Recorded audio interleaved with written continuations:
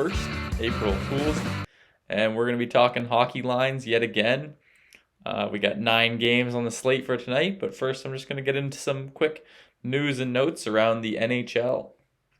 Okay, if you haven't already, please give me a subscribe and turn on notifications on YouTube. And if you could also follow along on Instagram, I'll be posting shorter clips there. I hope to have a podcast out soon enough. Okay, news and notes around the league. We had a pretty eventful 2 days in the NHL. We had one postponement from COVID. That was the Vancouver-Calgary game last night. It actually cost me a fair bit of money because I had a wicked ticket with home goals versus away goals last night. I took home goals to outscore away goals. Without that game being played, I was up 9 goals. Thanks mostly to Colorado, putting up 9 goals against Arizona and beating them by 6 goals. That was just the most surefire lock I've ever had, unless Calgary had to beat Vancouver 9-0 or a 9-goal defeat. Kind of annoying, but that's what happens with COVID.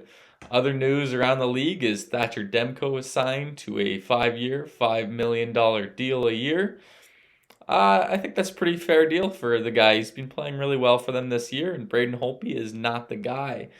Couple superstars have thrown temper tantrums. Nathan MacKinnon chucked his helmet last night at a guy he was scrapping with, and Connor McDavid threw an elbow up and got a $5,000 fine. This is not new stuff. Superstars do throw temper tantrums from time to time.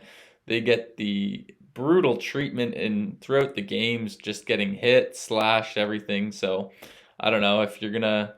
Sidney Crosby chopped a guy's finger off a few years ago, and if you watched the Toronto Maple Leafs game last night, which I did, man, did they just treat Austin Matthews like a superstar and just whack away at the guy. So that's what happens when you beat up on the superstars. Sometimes they throw temper tantrums. But that's all I really got for today, and we can get straight into the NHL lines. We'll start with game number 1. Like I said, there's 9 games on the slate tonight. We have Columbus taking on Tampa, a repeat from 2 nights ago. Columbus, a heavy underdog in this, 3.3 odds, even though they just beat Tampa last game. The over-under is set at 5.5 goals. And the season series right now, as it stands, Columbus is actually up 2-1, so the odds don't really add up to what's happened so far this year.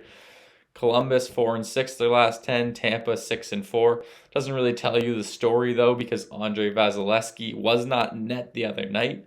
I suspect he will be in net tonight. It is unconfirmed, but if he is, you don't really want to bet against Andre Vasilevsky, the probable Vezina winner this year.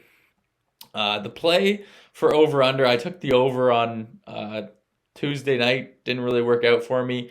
I'm going to stick away from this game tonight. I think the value's in Columbus on the money line, like 3-1 for beating Tampa, sure. There's no value in betting Tampa this game. The over-under, it's hard to say. The question marks, though, like Tampa Bay is 13-3 at home this year, so if you want to throw them in a parlay, sure, but the odds aren't that great. The road team is 5-2 the last 7 games. So not a lot to like in this game. I do think Tampa gets the job done, but they have a lot of question marks. I mean, Vazzy's going to be in net, which is fine, but their defense is banged up. Chernak's out. Victor Hedman left last game, but then returned later on. Ryan McDonough's still out with an injury, so I just think there's too many question marks to really touch on this game. I like Columbus on the money line, but I'm personally staying away from this game, because you just don't want to bet against Vasilevsky too often. We'll stay in Florida with the next game. Detroit taking on Florida, yet again another redo of a couple nights ago, where Florida kind of just ran the table with Detroit. Detroit's coming into this game as a pretty heavy underdog, 3.1. The over-under set at 5.5. The other game, Florida put up 4 goals pretty quick on Detroit. Detroit's defense is not so great. Florida is dominating the season series 5-2. Both teams have been pretty average in terms of money line bets recently, the last 10 games, and the unders hitting more often than the over. I think the play on this game is actually to take Detroit. I'm going to talk about it. Aaron Ekblad is done for the season. Alexander Barkov's still not back. Anthony Duclair is out with an injury most likely tonight. They're missing a couple other guys. I think Florida's just really banged up. It's probably going to be Dreiger in net tonight, who's been quite phenomenal this year. But I like Detroit to bounce back and come out strong. Florida did just destroy them a few nights ago, so if you want to stay away from this game, I'm okay with that. The trend is under for this game. You don't really want to take the over. The under's 7-1 their last 8 meetings. Detroit is 2-11 the last 13 meetings in Florida. So obviously the Detroit bet is kind of just a value bet since you're getting 3-1. And if you want to play the under, sure, but do you really want to take the under in a game that Detroit's in? They could, Florida could put up 5 goals by themselves, and then that just leaves Detroit filling in the spot with 1 or 2 goals. Like I said, Florida's banged up. I don't think Florida is the play tonight. So with that being said, I'd recommend you stay away or hop on the Detroit money line. This brightness is a little bright, so I'm going to turn this guy down just a hair. All right, that's a bit better. Sorry for the squeaky chair. Moving on to the North Division. We have Montreal at Ottawa tonight. Montreal coming off a big win against Edmonton the other day, 4-0. Carey Price got his first shutout of the year. The over-under is set at 6-6. You can blame earlier this season, Montreal fired their coach after a couple losses against Ottawa. Ottawa is up on the season series 3-2, but Montreal looked really good the other night. They came out after having that week off because of COVID, and they came out firing and just looked like the better team all night against Edmonton. I think they'll do the same thing. I don't think Ottawa is any kind of play tonight. What we saw the other night from Montreal just proves to you that Montreal is ready to push, and they look like one of the best teams in the North Division at the start of the year. I think they're gonna, come out with a new attitude. Maybe that week off helped them. Montreal is going to take care of business in Ottawa tonight. The trends, though, the under's a big trend. The over-under is set at 6, so I like the underplay. 6 goals is a lot of goals, especially if you have Carey Price in net. Neither goalie is confirmed who's starting in net. However, if you got Carey Price in net, I don't suspect Ottawa puts up too many goals. It's just Montreal gets a lot of shots on net. They're third in the league in shots on goal. And can Ottawa's goalies stop some of those pucks? They average 33 shots a game. Montreal is 2-8 their last 10 road games, so kind of the trend is not to take Montreal, but I think Montreal's a different team. They're going to come out a little bit different. They went and acquired Eric Stahl. He's not playing for them yet, but clearly they want to be a cup contender team, and they will be going to the playoffs in this North Division. The under, it's a fine play, but I'm staying away from the over-under. I just don't trust Ottawa's goalie, and if Carey Price is in net, sure, but he can be a little shaky at times. His GAA is not that great this year. When we talk about last night's game, Buffalo wins their first game in 19 games. Right now they're on a back-to-back. They got to take on the pretty hot New York Islanders coming off a big win against Washington the other night. Buffalo's terrible. They're not gonna do much the rest of the way. Jack Eichel's still not playing for them. The Rangers obviously really heavily favored it in this game, just 1.38 odds. The over-under set at 6 goals. New York could put up 6 goals by themselves. Buffalo's coming off a 6-goal game last night where they put up a 6 spot. You look at Buffalo's last 10 games on the over-under, 4-5-1. So hard to say what Buffalo's really going to do. Are they going to let in 4 or 5 goals? Can they even score 3 goals on Igor Shesterkin? It's hard to say. I like the Rangers quite a bit in this game. I think the Rangers take care of business. They're heating up right now. Igor Shesterkin's back in net for them. Buffalo's not going to put up a lot of goals. That power play is rocking right now. I think the Rangers by 2 goals is a fair play in this game. Obviously, no value on taking the money line here with 1.38. But if you take them by 2 goals, you get 1.83, give or take. Maybe you grab a Panarin assist. Maybe I'm hinting at some bets that I've made. But Buffalo is not the play. You don't want to bet on Buffalo at any point this year. Buffalo is coming off their first win, but who cares? New York is 9-3 their last 12 meetings at Buffalo. New York's won 3 straight matchups.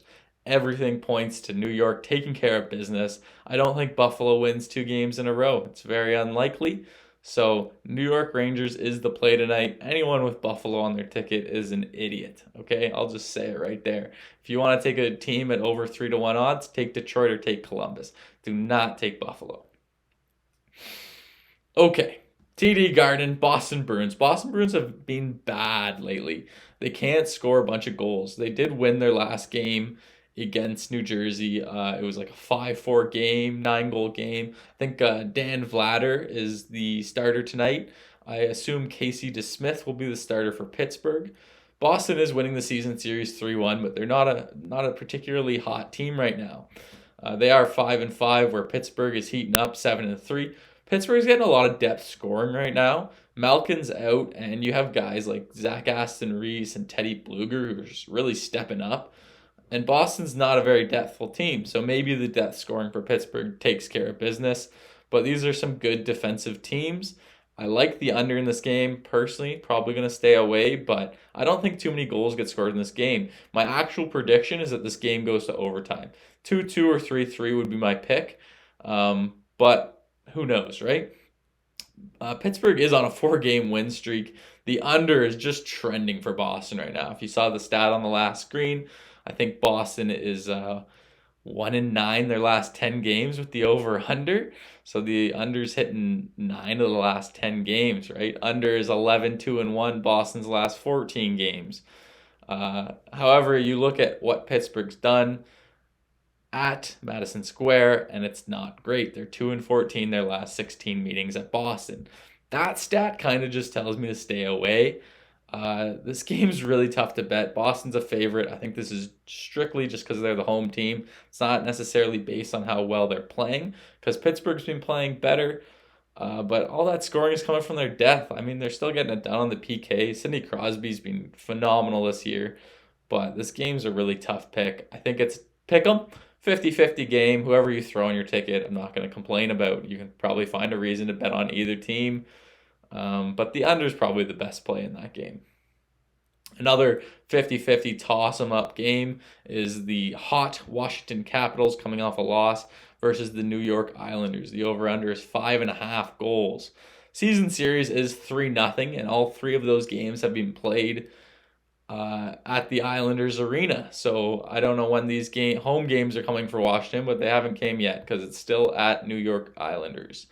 Washington last 10, 8-2, coming off of a loss. New York's last 10, 6-4. Okay, the over-under has been pretty wishy-washy, 5-4-1 and 5-5. I don't really have a pick here. I don't know how many goals are going to be scored. Washington's a high-scoring team. New York Islanders are not a high-scoring team, but very good defensive team. They could put up 3 or 4 goals themselves, though. And because they're up 3-0 on the season series, the Islanders look like the pick here. But do you really want to go against the hot Washington team? New York is 13-3 on the money line at home this year. So they've been banking it if you've been betting them at home. Washington, though, 6-1 their last 7 meetings in New York. So everything is just telling you this game's an absolute toss-up. The one pick that I did find here is that in the season series, New York's 5-9 on the power play versus Washington.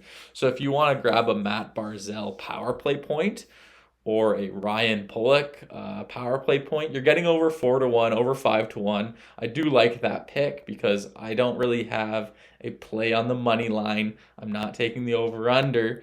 But clearly, New York's good at home. So if you want to take New York at home, go for it. Throw them in a parlay, whatever you want to do. New York at home has been money this year, 13-3. It's just the whole Washington 6-1 their last 7 meetings. I don't like that. The under is probably not the play, but if you have a 0-goal first period, which I don't suspect, then you're probably liking the under. If you take the over, then you're just banking on Alex Ovechkin to score a couple goals. Moving to Chicago now, okay? Carolina versus Chicago, another rematch from a couple nights ago. I went over that game as well. Chicago did come out on top that game. The over-under set at 6 goals for this game. The season series is 2-2. Carolina's last 10, 6-4. Chicago's the opposite, 4-6. These teams aren't scoring a ton of goals right now. You look at their over-unders, their last 10. Both teams have just hit the over twice, the under 6 times, and they've pushed twice. So what's that tell you? The over is gonna hit. I like the over in this game just because everything that's going wrong must start going right at some point. And quite frankly, Carolina got a ton of good shots, good opportunity on net the other game. Kevin Lankinen just wasn't letting anything in for Chicago and it secured them the win. Chicago does score goals though, so I like the over 6, but if it pushes, hey, who's to say? Carolina's the number one power play. So special teams could just be the big factor in this game because Chicago's PK is not good, 27th in the league. The under 6-0-1, Chicago's last 7 games, but 3 of their 4 meetings this year have been 7 goals or more. That's why I think the play for this game is the over, or if you want to take Chicago on the money line, sure. Personally, I think Carolina wins. I think it's going to be a 4-3 game, maybe a 5-4 game. It's going to be high scoring, in my opinion. They're coming off a tight battle where Kevin Lankinen made a ton of saves, and that game probably should have been more high scoring than it actually was. Carolina is 7-2 their last 9 meetings. So Carolina money line and take the over for this game. I don't see the play on Chicago. When you look at player props, if you want to take an Alex DeBrincat assist, pretty good odds. However, Carolina's defense is sneaky good. Okay, moving on. 2 more games to talk about. Dallas at Nashville. I made the pick right the other day. One of the only picks I got right on Tuesday night was Nashville money line. Dallas is the favorite in this game yet again. Nashville is 2.05. So again, Vegas is saying it's a 50-50 game. The over-under set at 5. Not a lot of goals expected to be scored. Season series is 3-2 Nashville. Dallas is pretty cold right now, just 3-7 in their last 10. Nashville, one of the best teams in the league, 8-2. Both teams are hitting the under fairly often. Dallas has been under 4-4-2, so that's a weird stat. Just like 50% of the time, Vegas is kind of nailing Dallas's odds. Nashville 3-6-1 on the under. I've done a thing this year where if the over-under is 5, I usually take the over. I am going to take the over in this game. I'll just spoil that right now for you. I think some goals get scored, and when you look at the trend, Nashville's heating up. They're on a 6-game win streak, Dallas on a 3-game losing streak. So you have a team that's hot versus a team that needs a win, especially if they want to be a playoff team, which they were in the Cup final last year. Dallas is going to come out firing, and I don't expect a low-scoring game here. The over is 3-1-1 in their last 5 meetings, but Nashville's won 3 straight against Dallas. Dallas's play here is not to make it a tight scoring game. Like, let's use that offense. Let's get Rupe Hintz scoring some goals. Klingberg joining the rush. I think they bring the defense up a bit more. Heavier pinching. They need a win. So I think some goals get scored in this game. Jussi Saros is, I think, still injured. So if Pekarine's in net, he played well the other night, but you can't expect a couple good games in a row from Pekarine. Unconfirmed who's in net for Dallas. I assume it's going to be Jake Ottinger. If it's Khudobin, definitely take the over. He's not playing particularly well this year. All right, so 2 teams, last game to talk about, coming off losses last night. Minnesota lost to San Jose. They lost 4-2, I believe it was, and Vegas, same thing, 4-2 against the LA Kings. So they're meeting this season. 2.3 odds for Minnesota. Looks pretty tasty. But when we dive into Vegas and how good they are at home, it's not as tasty. The over-under is 5.5. The season series 2-2. Both teams are playing pretty good hockey. 6-4, 7-3. This is a bit of a toss-up for me. But Vegas is really good at home. You'll see on the next page some of the trends. I believe they're 13-3 at home on the year. Robin Leonard will be starting tonight. He's off to a great start. He's got 6 wins and 1 loss in regulation, 1 overtime loss. So Vegas is not, you don't really want to fade Vegas playing at home because they do get the job done. Minnesota has also been a really good home team, not as good away. Vegas is 14-4 on the money line at home this year. So they've been just raking it in for people betting them. Home team is 6-0 their last 6 meetings, so everything points to taking Vegas here. I don't mind the Vegas, but I don't think their odds are very good. Maybe throw them in a parlay. Make that parlay really fun because this will be the last game of the night.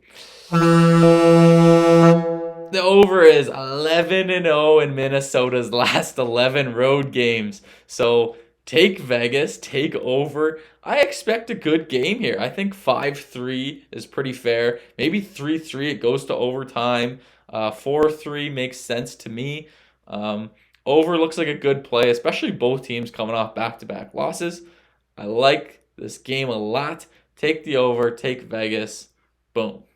Now, what did I actually bet on? We'll go over my bets tonight. I got 5 plays tonight. You never know what I'm going to bet in play. You always got to look for opportunity with live action sports. I did take the Detroit money line. I don't really recommend it. There's a difference between value bets and picking winners, right? I do have a big enough bankroll where I can take value bets. I see the value in Detroit at 3-1. If Florida scores the first goal, I'm probably doubling down on this, and I'll take Detroit at 4.5 or 5-1 to win this game if Detroit is not on the board first. Quite frankly, I just see some value in this pick, even though they're 2-11 their last 13 games here. Artemi Panarin assist. This is fading Buffalo. Buffalo's not going to win 2 straight games. New York's got Shesty in net. New York's heating up. Their top 6 is getting it done. The bottom roll on New York, they're not doing much at all. So it's Zibanejad, it's Panarin, it's Strome. It's those guys that are taking care of business. I like Artemi Panarin assist or Zibanejad assist. Zibanejad assist, you actually get 2.40 odds. But Panarin, I think he's got 23 assists in 24 games this year. So this is just a good bet. 1.76, that's probably my lock of the night. New York Rangers minus 1.5 goals. Again, I'm a big Shesterkin fan. He's in net tonight. Buffalo's not going to win 2 games in a row, but there's no value in the money line. So you take the 1.5 goals. If it goes to overtime, well, that sucks. But if New York's up 1 goal and they get the empty net opportunity, Boston's not a good possession team. New York could definitely pop an empty netter and secure the bag for you. New York Rangers minus 1.5 goal. That's another lock for me tonight. Dallas at Nashville, like I said, when you see an over-under at 5 goals, the value 1.76. It's not great. Usually you get 1.8 on over-unders. But man, 5 goals, like this game could be 2-2. It goes to overtime, boom, you get a push, right? So the value, I think over 5 goals is just, I've bet it almost every time I see it this year. It's been about 50-50 for me, but all of the trends point into this game being a little more high scoring. And I just think Dallas needs a win. So those defense are going to push a little bit, which could end up with opportunities for Nashville on the fast break, or it could just end up with good opportunities for Detroit or Dallas in the offensive zone. And the big value pick tonight, for those that want to make a good big buck, is Ryan Pulock power play point. Like I said, New York has power play goals in all their games against Washington this year. I went for the big value, 5.25. I could have taken Matt Barzal at 4.4. Normally, if you're betting power play point, you want one of those 3 guys up at the top, whether it's the quarterback, the defenseman, or the 2 guys on the side, because the puck's always rotating around those 3 guys. I'm going to take Ryan Pulock at 5.25. That's just a good bet. You bet some money on it. I think I got 25 bucks on it. Pays that you're winning over 100 bucks profit. So I do like that bet. If you want to play it a little bit safer, maybe you take Matt Barzal. That's all I got for you guys today. I hope you enjoyed the show. Hope I could steer you away from some bad picks. Or if you hop along with me, let me know in the comments down below. Thanks very much, guys. Bye-bye.